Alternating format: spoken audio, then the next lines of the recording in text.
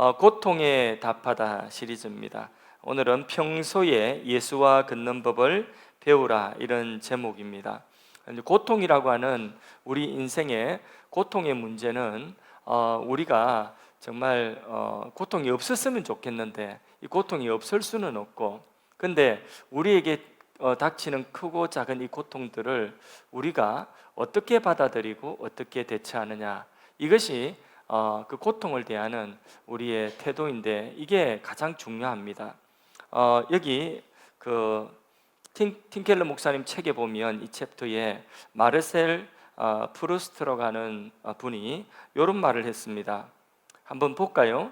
지혜는 받는 게 아니다. 아무도 대신해 줄 수 없고 아무도 거두어 줄 수 없는 광야를 지나는 여정을 끝낸 뒤 스스로 찾아내야 한다. 좀 냉정한 듯 하지만은 맞는 말입니다. 누구도 인생을 대신 살아줄 수가 없습니다. 그렇다면 인생의 광야, 그 고난을 대하는 태도가 중요하죠. 무조건 고난을 피하려고 해서도 안 되고, 또 그 고난을 만날 때 염려와 두려움 속에서 아무것도 하지 못하고 좌절해서도 안 됩니다. 그 고난을 통하여 자기 인생의 보석 같은 지혜를 얻어야 되는 거죠. 자기 인생의 보석 같은 지혜를 새겨넣어야, 자기에게 하나님 주신 모든 것들을 감사함으로 받으면 어떤 것도 버릴 것이 없다고 했습니다. 믿으십니까? 무엇이든지 낭비하는 것은 옳지 않습니다. 돈도 낭비하는 것 옳지 않고, 젊음도 시간도 낭비하는 것은 옳지 않습니다. 심지어는 우리의 고난조차도 그냥 허투루 허비하는 것은 옳지 않습니다. 인생에 고난이라고 하는 값비싼 대가를 지불했으면 그 값비싼 대가를 그냥 허투루 낭비해 버리면 안 되는 거죠. 그것을 통하여서 인생의 가장 소중한 지혜를, 보석 같은 지혜를 자신의 삶에 새겨 넣어야 된다, 그런 교훈입니다. 여러분, 하나님이 우리에게 주신 모든 것들은 어떤 것이든지 감사함으로 받으면 그것이 우리에게 다 유익이 될 수 있습니다. 하나님은 그런 지혜와 능력을 가지신 하나님이십니다. 우리가 고난 중에 우리의 인생에 정말 감사할 수 없는 상황 속에서 감사하면 사람들이 뭐라고 하겠습니까? 저 사람은 뭐가 그래 감사한데, 저런 형편 속에서 뭐가 저래 감사한데, 감사할 이유가 있어. 저 사람 예수 믿어. 그런데 저 사람은 그 예수 믿는 믿음 가지고 저렇게 시련을 이겨내는 거야. 그러면 하나님께 영광이 되는 거죠. 저 사람이 저렇게 어려운 형편 가운데서 왜 저렇게 웃고 다니고, 왜 저렇게 저 사람 낙심을, 내 같으면 못 살아. 근데 저 사람은 무슨 힘으로 살아가지? 근데 저 사람은 무슨 힘으로 저 사람 교회 다녀? 그러면서 교회 다니는 그것이 그게 그렇게 힘이 되나? 나도 한번 가볼까? 이렇게 된다고 한다면 그 고난이 그에게 뿐만 아니라 다른 사람에게도 유익이 되고 하나님을 영화롭게 하는 재료가 될 수가 있는 거죠. 사람들이 우리가 다 웃고 다니고 감사하면, 그러면 저 사람은 뭔가가 있어서 웃고 다니고 감사하고, 저런 상황 속에 있다는 걸 알지 못하고 어떤 좋은 조건이 있겠지 이렇게 생각하는데, 그런데 우리 예수 믿는 사람들이 그런 어떤 조건이 없다 할지라도 감사하고, 그리고 늘 긍정적인 마음, 긍정적인 마인드를 가지고 늘 하나님 앞에 감사하는 마음 가지고 다른 사람에게 하나라도 섬기려고 하는 이런 모습들을 볼 때에 사람들은 이상하게 보거든요. 왜? 세상 사람들과 다른 가치관을 가지고 있기 때문에. 그래서 그 이유에 대해서 궁금해하는 사람들은 틀림없이 우리 예수 믿는 믿음이라고 하는 그 믿음을 보고 기이해하며 나도 저런 믿음을 한번 가져볼까 하는 것입니다. 그래서 우리 인생에 고난 중에 우리가 하나님을 영화롭게 하고 고난 중에 하나님의 위대하심을 드러낸다면 그것이 하나님께 더 큰 영광이 되는 것입니다. 오늘 본문에도 우리가 잠시 밟는 환난에 경한 것이 지극히 크고 영원한 영광에 중한 것을 우리에게 이루게 함이라, 이렇게 말씀하고 있습니다.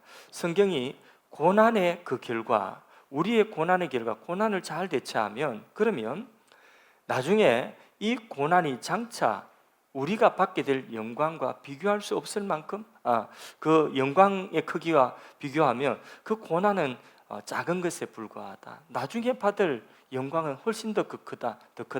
고난은 우리의 영광도 되고 고난 중에 하나님께도 영광을 돌릴 수가 있는 것입니다.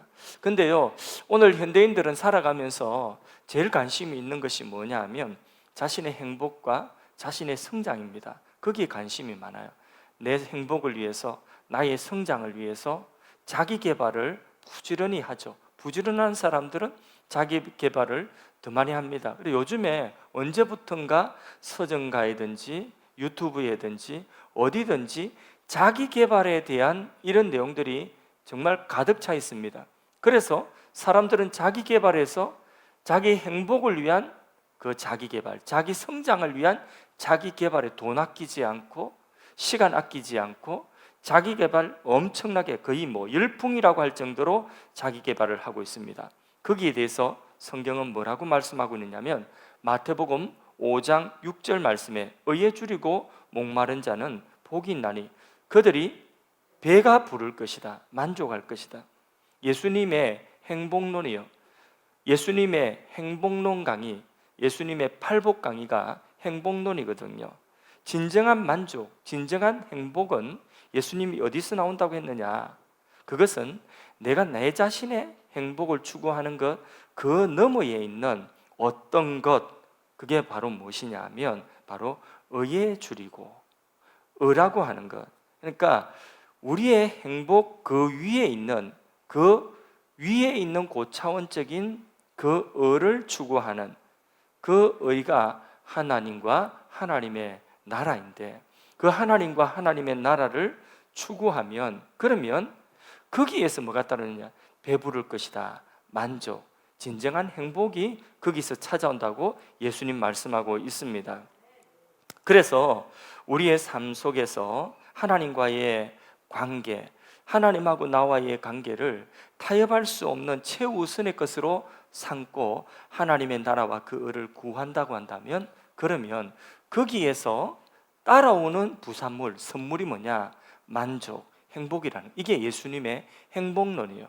팔복 강의에서 예수님 그렇게 말씀하신 거죠. 그렇게 해야지 되지. 안 그러면 자기 개발을 위해서, 자기 행복을 위하여 자기 개발을 하는, 자기 성장을 막 하려고 하는 그것만으로서는 결코 하나님이 주시는 행복, 참된 만족을 누릴 수가 없다. 이 부분에 대해서 많은 사람들이 속기 때문에 예수님은 어디까지 말씀을 했냐면 마태복음 10장 39절에 아주 굉장히 중요하게 말씀합니다. 우리가 받아들일 수 없을 만한 그런 강도로 말씀하고 있습니다. 너무 중요하고 너무 많이 사람들이 속기 때문에 자기 목숨을 얻는 자는 잃을 것이요 자기를 위하여 나를 위하여 자기 목숨을 잃는 자는 얻으리라. 주님을 위해 기꺼이 생명을 내어놓는다. 이 세상에 어떤 것보다 주님을 더 크게 생각하고 주님의 의를 더 크게 생각한다면 그러면 거기에서 비로소 참된 자신을 얻는다는 것입니다. 주님께 보호받고 주님께 사랑받고 그렇게 보호받고 사랑받고 있는 자신의 참모습을 발견하고 거기서 진정 자기를 발견한 거기서 행복하게 될 것이다. 그러나 오직 개인의 만족과 성공을 위하여서 밤낮 없이 자기 개발을 해도 자신이 어떤 존재인지 알지 못하는 한 자기 안에 말할 수 없는 어떤 내적인 결핍이 있다는 것이죠. 그래서 그 내적인 결핍과 공허함에 결국은 만족을 누리지 못한다. 그 예수님께서 말씀하신 것입니다. 그래서 하나님은 인간의 그 행복을 위한 조력자로 하나님이 계신 것이 아닙니다. 하나님은 창조주입니다. 주인입니다. 여러분의 주인이에요. 여러분의 창조주예요. 하나님이 생명 지하에 가시면 오늘도 우리가 우리 생명이라 할 것 없는 하나님이 생명의 주인 되십니다. 우리의 어떤 일들에 대해서 돕기 위한 그냥 단순한 조력자로 나를 돕는 분으로만 알면 하나님을 잘못 알고 있는 것입니다. 나와 하나님과의 관계에서 반드시 누가 높임을 받아야 됩니까? 하나님 높임 받아야. 나와 하나님과의 관계에서 내 일이 아니라 하나님의 일이 우선돼야 됩니다. 그 나라와 그거를 먼저 구하라. 우리는 항상 하나님과 나와의 이 관계를 바로 알아야 됩니다. 그래서 우리가 주님을 위하여서 우리의 생명을 내어놓는다면 진짜 나를 거기서 발견한다는 거죠. 예수를 믿는다는 것은 내가 죽고 그리고 주님이 내 안에 산다는 고백이 예수 믿는 고백 아닙니까? 단순히 우리가 예수 믿는다는 것은 나 예수 믿어야가 아니라 그 예수 믿는다는 고백의 내용이 뭡니까? 내가 나의 옛사람은 나의 자아는 죽고 그리고 내 안에 주님이 사신다. 이게 뭡니까? 이게 바로 내 생명을 주님을 위하여서 드리면 그러면 내가 생명을 얻을 것이다. 진정 내가 누구인지 참 나를 알고 발견하게 된다는 것입니다. 그래서 우리는 어떤 상황 속에서든지 좋을 때는 물론이고 고난의 현실에서도 하나님을 마땅히 높임을 받아야 되는 분으로 우리는 높이고 하나님께 영광을 돌리는 그런 선택을 해야 되는 것입니다. 그렇게 우리가 무슨 일을 만나든지 나 자신이 아닌 내 입장이 아닌 내 형편이 아닌 하나님을 구할 때에 하나님의 영광과 나의 영광 이 두 가지가 하나님의 만족과 나의 만족 이 두 가지가 동시에 충족되는 줄로 믿습니다. 그렇지 아니하고 내가 나의 만족과 행복을 위해서 부지런히 자기 개발을 한다 할지라도 언제나 자기 결핍이 자기 안에 있다는 것을 잊어서는 안 돼요. 그래서 거기에는 만족이 없어요. 행복이 없어요. 그래서 하나님 우리가 고난을 만날 때도 그 고난을 헛으로 낭비하기를 원치 아니하고 그 고난의 현장에서 그 고난의 자리에서 하나님을 하나님으로 인정하고 하나님을 높이기를 원하십니다. 너무하다고요? 아니에요. 그게 너무한 것이 아니라 그 자리에서 하나님을 높이면 하나님이 영광 받으시고 내가 사는 길이라는 거죠. 우리가 그것을 바로 알아야 되는 것입니다.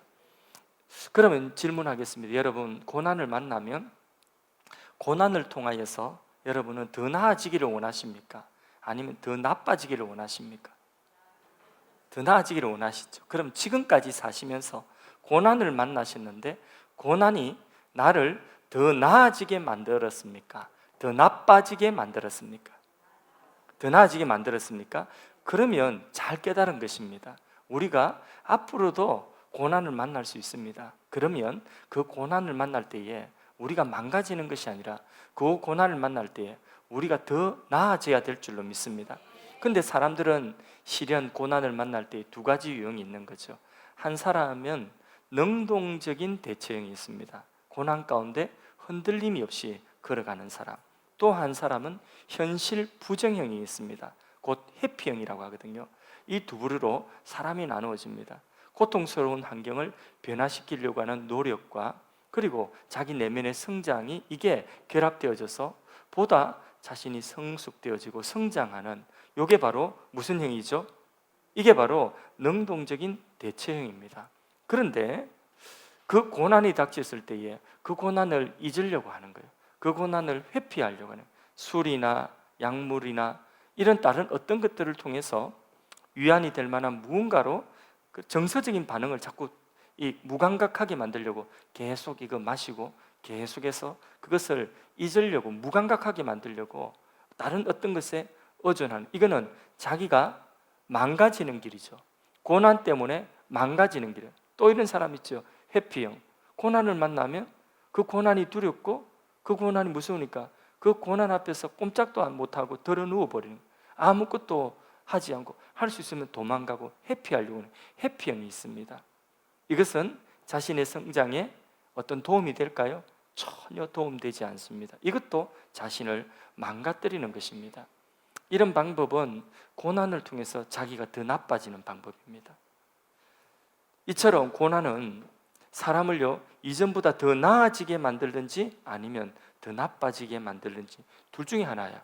고난이라고 하는 돌이 툭 던져졌을 때 그 고난이라고 하는 돌이 자기를 성장시키는 사람이 있는가 하면 그 고난이라고 하는 돌을 툭 맞았을 때에 자기를 망가뜨리는 그래 더 나빠지는 그런 사람이 있다는 거죠.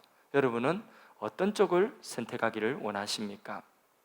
예, 아까 말씀을 다 하셨죠, 그죠? 그래서 나에게 어떤 고난이 닥칠 때에 그때에 내가 보석같이 빚어지고 내게 고난이 이게 와서 고난이 도래와서 툭 맞은 그 흔적에 그 자리에 알라리 인생의 지혜로운 보석들 그것들이 내 그 고난의 자리에 거기에 심겨지는 은혜가 있기를 축복합니다. 내 인생에 큰 소토리가 있지 않습니까? 우리가 잠시 앞에 있는 요것만 본다고 한다면 그럼 이게 끝이라고 한다면 우리는 지금 이 순간에 무조건 행복해야 돼. 무조건 우리는 지금 이 순간에 무조건 잘 돼요. 이 시간에 잘 되지 않으면 나는 망한 거예요. 맞지 않습니까? 요 앞에만 있다면 내 인생의 스토리가 요까지 지금 요까지만이라고 한다면 그러면 지금 내가 성공해야 돼요. 지금 내가 실패하면 지금 내가 좋아야 돼요. 지금 내가 좋지 못하면 이거는 실패한 거예요. 이거는 끝이에요. 그렇지 않습니까? 그런데 우리의 인생의 스토리가 여기 끝이 아니라 하나님은 원하시는 어떤 끝까지 인생의 어떤 내러티브가 스토리가 이만큼 있다는 것을 우리가 인정하면 저는 지금 나이가 50대 중반이잖아요. 뭐 우리 여기 분들은 하나도 놀라지 않지만 어디 가서 제가 이러냐면 다 놀랍니다. 다 놀라는데 그런데 그럼에도 불구하고 50대 중반이 앞으로 이제 제가 이제 한 지금까지 산 것만큼 살 거거든요. 100살까지를 산다 하면 그러면 요만큼 앞으로 우리 어머니 어머니도 100살까지 사셔야죠.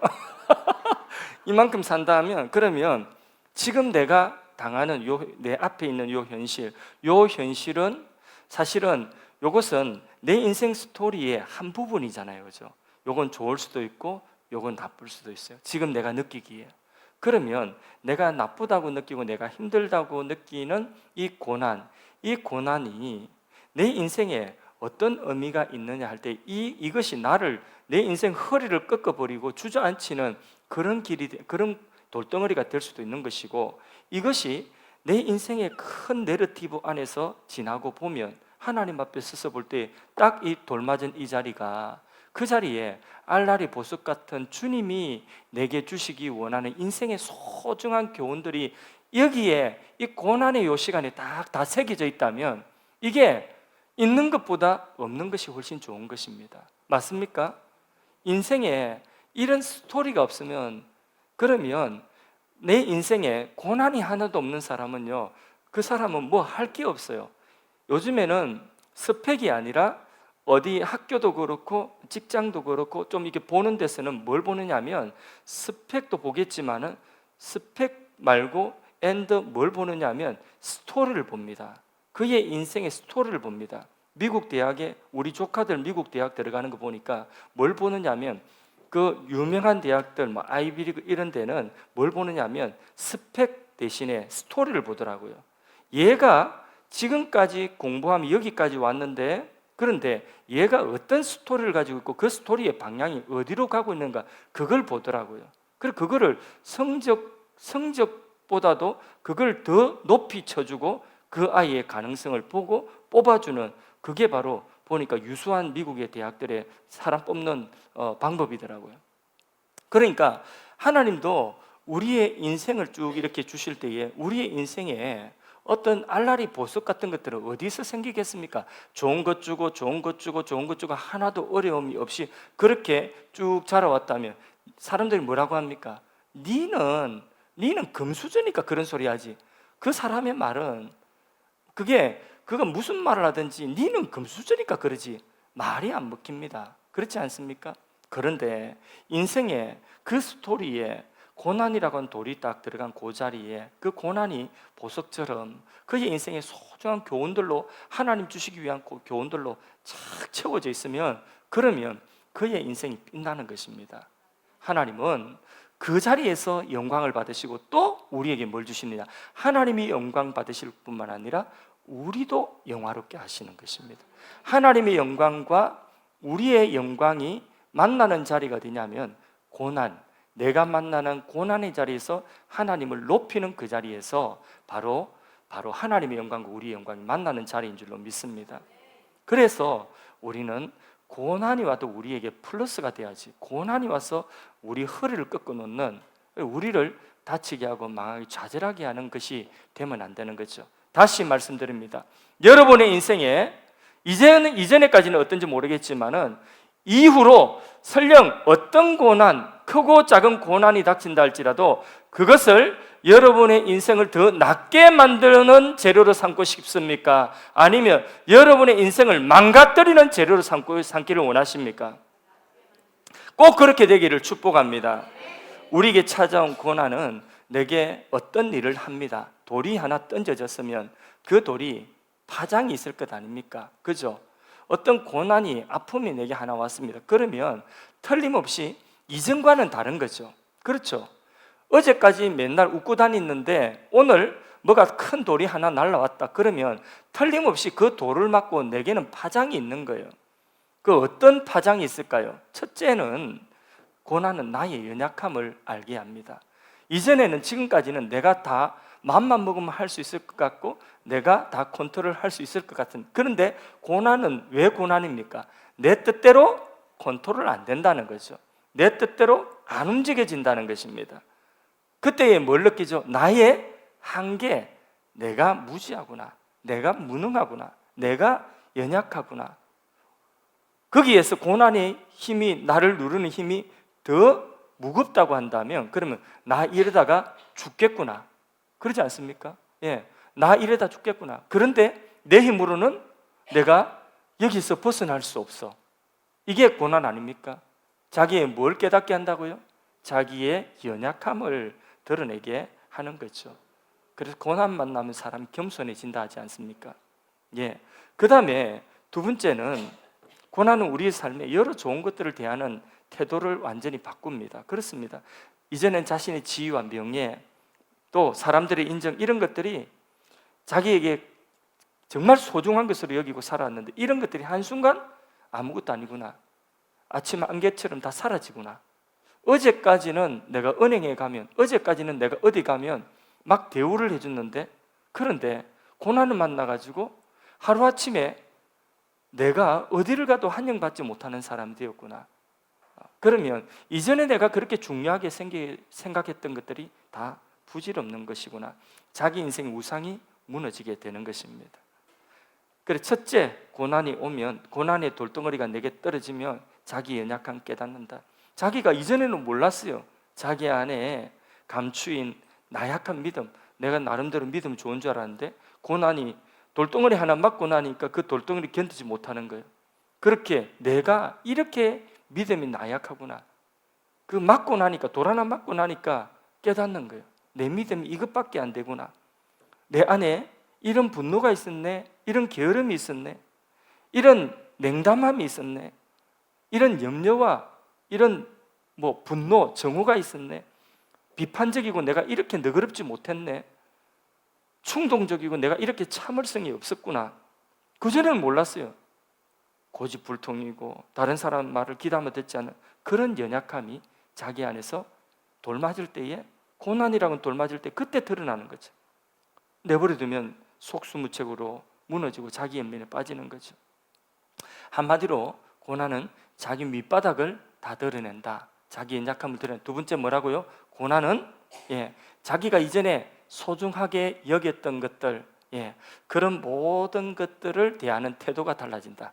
아, 그런 것들 일장춘몽이구나, 이렇게 느낀다는, 자기 인생의 우상이 무너지는 것이 인생의 고난 맞는, 고난의 돌 맞는 순간입니다. 그 고난의 돌 큰 거 하나 맞으면 인생의 우상이 다 깨져버리는 것입니다. 대신에 고난은 무엇보다도 하나님과 관계를 탄탄하게 만들어 줄 수가 있습니다. C.S. 루이스라고 하는 분은 이런 말을 했습니다. 모든 일이 형통할 때에 하나님은 속삭이시지만은 그 뒤에 고난 속에 있을 때는 어떻게 한다고요?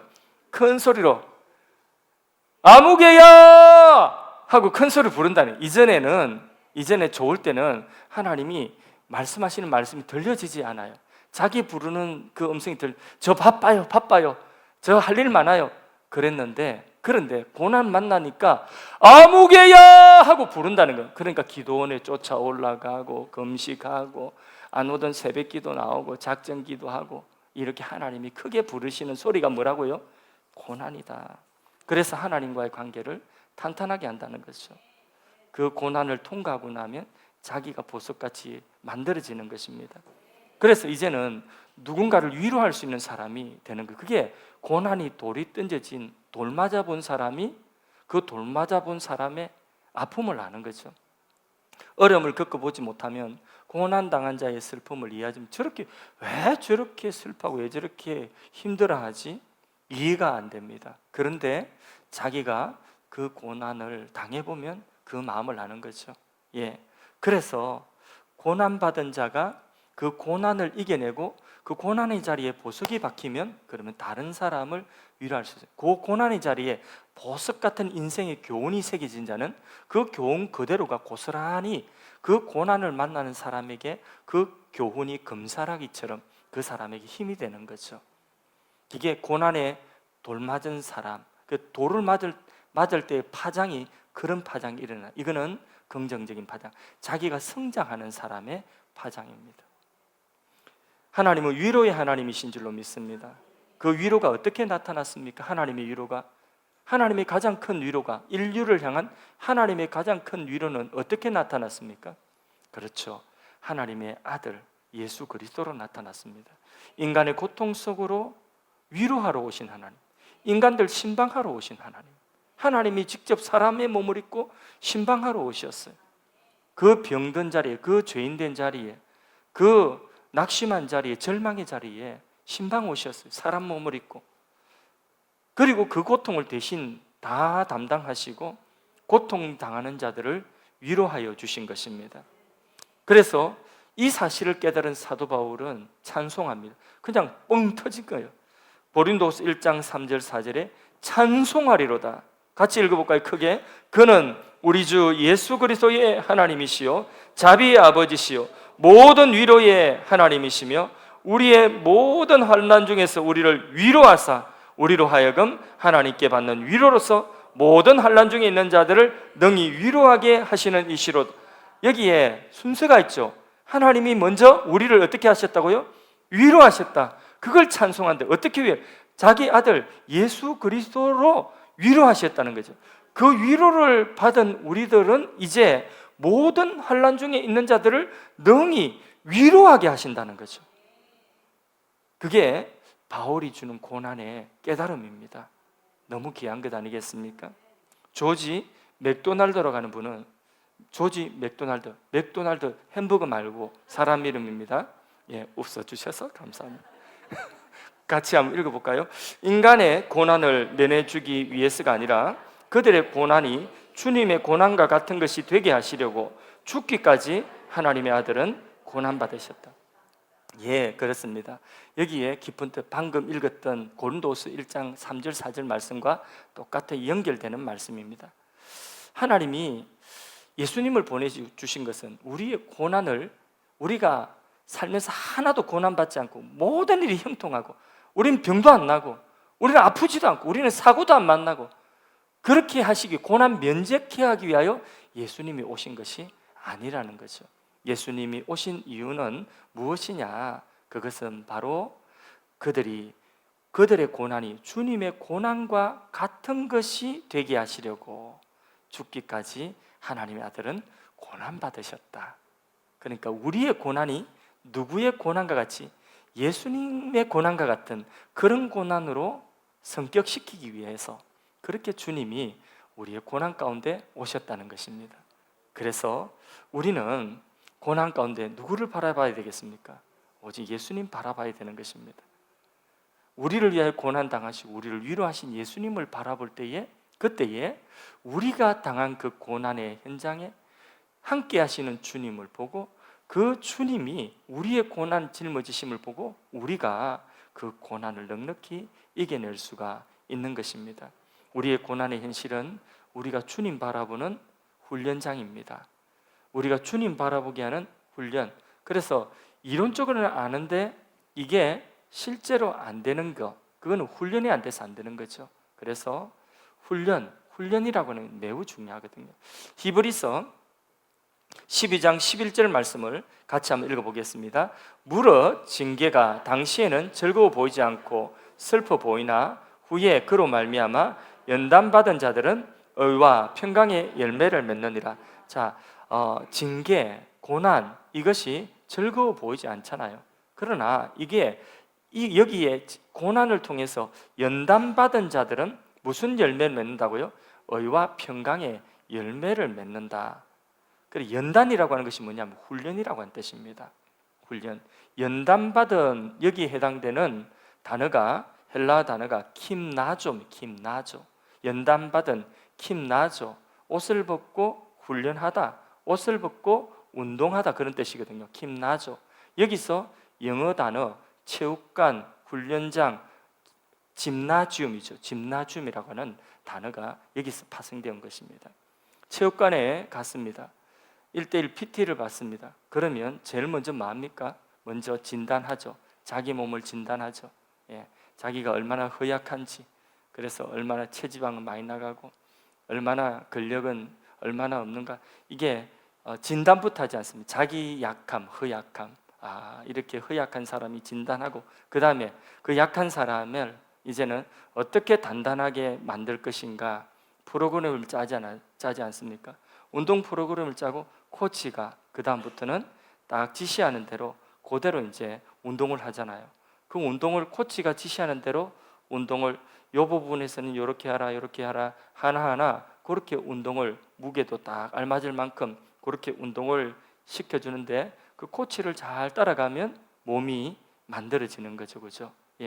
요즘에 젊은이들은 한번 인생 그 사진을 한번 남긴다고, 그렇게 젊은 청년들은 그렇게 운동을 몇 개월씩 해요. 그래서 딱 마음 다잡고, 아주 독한 놈들은 그렇게 몇 개월 동안 먹는 거 딱 조절하고 그렇게 운동을 해가지고 몸을 쫙 만들어가지고 자기 인생 샷이라더라, 그걸 딱 찍어가지고 그렇게 자기 몸 만든 거 내가 다음에 결혼해가지고 아이 놓고 이렇게 하면 얘가 아빠가 옛날에 이런 사람이었어, 이렇게 한번 보여주려고 그걸 남기는 거야. 안 그러면 못 믿으니까, 아빠가 왕년에 이런 못 믿으니까 보여주려고 이렇게 남기기도 하죠. 그렇게 그 운동을 하는 것은, 그렇게 운동하는, 우리의 인생에도 놀라운 균형 감각을 가지시고 우리의 인생을 성장시키는 우리 인생의 가장 중요한 참 친구가 되시고 코치가 되신 분이 누구죠?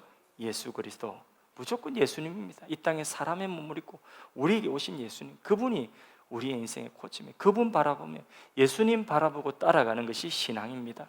그래서 히브리서 12장 2절에 보면 믿음의 주요 온전케 하시는 이인 누구를 바라보라고요?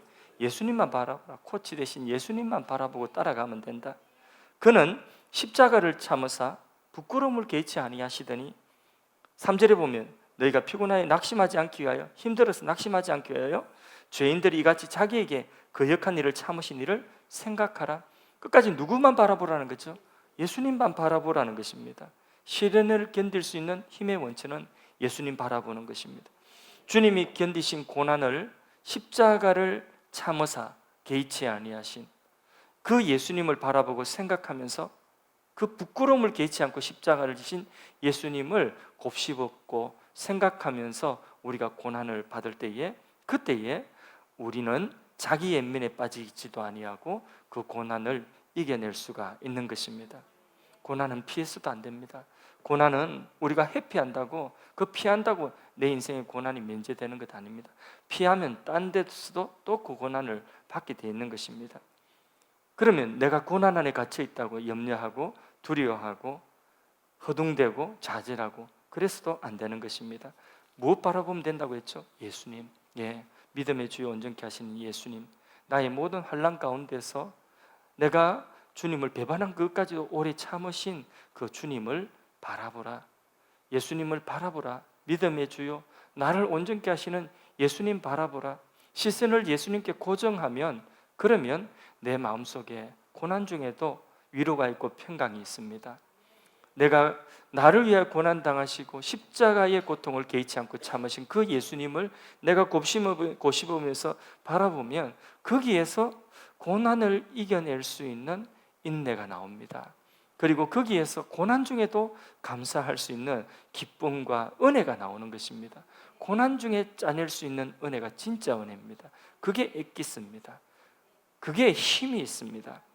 뿐만 아니라 고난 중에라도 주님 바라보고 가면, 베드로가 풍랑 있는 물 위에서 바다로 풍덩 뛰어내렸죠. 그리고 저쪽에서 오고 계시는, 물 위로 걸어오고 계시는 예수님을 바라보고 예수님 똑바로 바라보고 걸어가니까 풍랑에 빠졌어요, 안 빠졌어요? 안 빠지고 물 위로 걸어가는 이런 기적이 일어났죠. 기적도 일어나는 것입니다. 주님 바라보고 가는 그 길에 기적이 일어나는 것입니다. 오늘 내게 고난이 없다면 감사하십시오. 그러나 위험은 언제나 사방에 널려 있습니다. 우리가 언제든 만날 수 있고 불쑥 우리의 삶에 고난의 돌덩어리가 떨어질 수가 있습니다. 그때에 우리가 고난 만나기 전에 지금 내가 평안하다면 한 가지 제안을 하는 것입니다. 평소에 주님 바라보는 연습하십시오. 평소에 주님과 함께 걸어가는 연습을 하십시오. 어떻게요? 하나님 말씀과 기도로 무장하는 것입니다. 마치 재난이 일어날 것을 미리 알고 대비하면 재난이 피해가 되지 않습니다. 평소에 고난이 닥쳐도 흔들리지 않을 그런 머리와 마음을 준비한, 머리는 뭘 준비하는 거죠? 하나님의 말씀으로. 내 마음은 뭘 준비하는 거죠? 기도로. 그렇게 머리와 마음을 평소에 준비를 하고 있는 것입니다. 그래서 성경 말씀을 평소에 많이 읽으시고요, 성경 공부할 수 있는 기회가 되면 성경 공부하시고요, 우리 교회도 양육 프로그램, 훈련 프로그램, 성경을 배우고 또 훈련할 수 있는 좋은 과정들이 있지 않습니까? 오늘도 보니까 성경이 읽어지네, 거기에 첫 번째 이제 구약, 오늘 첫 시간 오리엔테이션 했는데 지금이라도 많이, 또 다음 주부터라도 좀 참석하셔서 평소에 우리가 평안할 때 하나님의 말씀을 풍성하게 내 안에 채워놓고 그 말씀으로 무장하고 있고, 올바른 신학, 여러분 눈치를 채고 아시는 분은 아시겠지만은 제가 설교하는 설교 속에는 신학이 들어 있습니다. 제 설교 속에는 제가 가지고 있는 분명한 신학의 뼈대가 딱 들어 있습니다. 모든 설교 속에, 그 설교 속에는 신학 체계가 들어 있어요. 그래서 그 신학적인 창조와 타락과 예수님의 구속과 죽음과 심판과 그리고 천국과 지옥 그리고 부활이라고 하는 이 분명한, 성경이 말씀하고 있는 분명한 이 우리 구원에 관한 이 교리가, 이 분명한 신학이 딱 그 속에 들어 있습니다. 그래서 우리가 평소에 하나님 말씀을 통해서 분명한 그 신학, 이것이 우리에게 딱 세워, 한번 생각해 보세요. 자, 하나님 창조하신 창조, 타락, 예수님의 구속, 그리고 죽음, 심판, 그리고 부활, 천국, 지옥, 이거 우리 인생, 우리의 존재의 처음부터 마지막까지 이 우리 존재에 관련해서 이 성경이 말씀하고 있는 이 분명한 신학이 내게 딱 정확하게 자리 잡고 있으면, 그러면 우리의 인생의 가장 큰 고난이라고 할 수 있는 죽음이 우리 앞에 온다 할지라도 우리는 그 죽음에 삼키지 아니하는 존재가 될 수가 있습니다. 그 죽음을 통과해서 우리는 하나님의 영광으로 나갈 수 있는 것입니다. 할렐루야. 평소에 이렇게 하나님의 말씀으로 우리를 단단하게 신학적인 무장을 하고요, 그리고 또 하나, 이 머리로는 이해가 되는데 이게 가슴으로 내려오려면 뭐 해야 돼요? 기도가 필요한 거예요. 기도하면서 날마다 뜨겁게 기도하고 날마다 풍성한 기도를 통하여서 우리의 가슴이 준비가 되어 있으면요, 어떤 고난도 그게 고난이 되지 않을 수가 있습니다. 그 모든 것들이 하나님 주신 축복이 될 고난 가운데서도 하나님 앞에 감사할 수 있고, 하나님의 영광과 나의 영광이 만나는 그 자리, 내 인생의 긴 어떤 스토리, 내러티브 안에 고난이 돌이 떨어진 그 자리에 내가 망가지고 허리 부사진 것이 있는 것이 아니라 그 자리에 알라리 인생에 하나님의 정말 소중한 교훈들이, 그 고난을 맞은 그 자리에 그 교훈들이 다 새겨져 있는 것입니다. 아로 새겨져 있는 것입니다. 할렐루야. 여러분, 우리의 인생에 고난을 피할 수 없다면 그 고난을 만날 때에 그 자리에서 망가지고 그 자리에 허리 꺾이는 것이 아니라 그 자리에서 여러분 더 나아지기를 주님의 이름으로 축복합니다.